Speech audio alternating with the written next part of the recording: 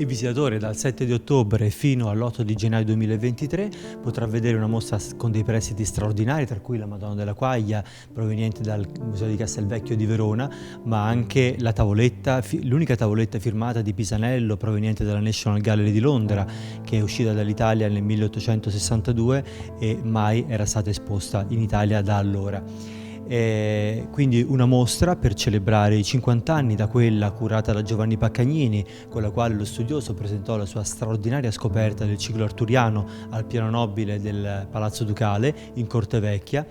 E questo ciclo cavalleresco che rappresenta appunto le imprese di Cavalieri della Tavola Rotonda e del Cavaliere Bohor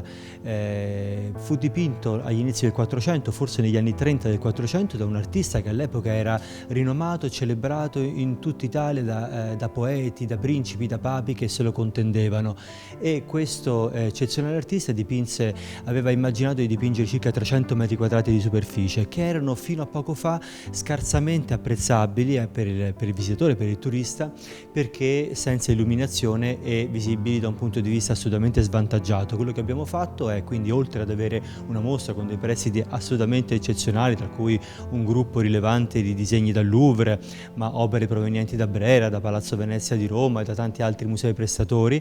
abbiamo realizzato un nuovo allestimento permanente nella sala del Pisanello con una pedana sopraelevata che permette di tornare alla quota originale del pavimento e quindi vedere questo incredibile ciclo nel dettaglio. La sua preziosità oggi emerge in maniera veramente incredibile e ci commuove per la qualità della pittura e del disegno di Pisanello. Un nuovo sistema di illuminazione consente di apprezzare i particolari, le lamine dorate e le preziose cromie di questo ciclo, e sono sicuro che sarà un'opera di valorizzazione apprezzata dai nostri visitatori.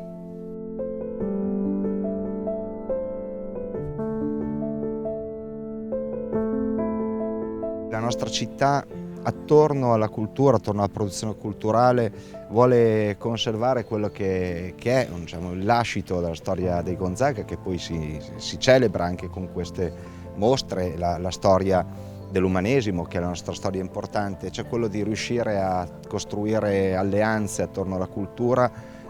di costruire centralità della nostra città e del proprio pensiero attorno alla cultura, di richiamare talenti e di produrre anche emozioni, oltre che la capacità di riconoscere la nostra storia. Noi abbiamo per decenni nella nostra città assistito, diciamo così, a due separati in casa, no? E questo però era incomprensibile,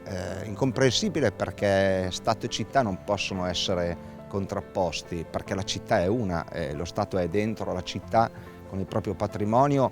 ma sempre più dobbiamo costruire e progettare insieme. Il direttore Loccaso è un partner, un alleato straordinario per questo lavoro, e siamo passati in poco tempo, dopo scontri, conflitti e liti, al biglietto unico, a presentare insieme le mostre, a progettare insieme mostre e tra poco,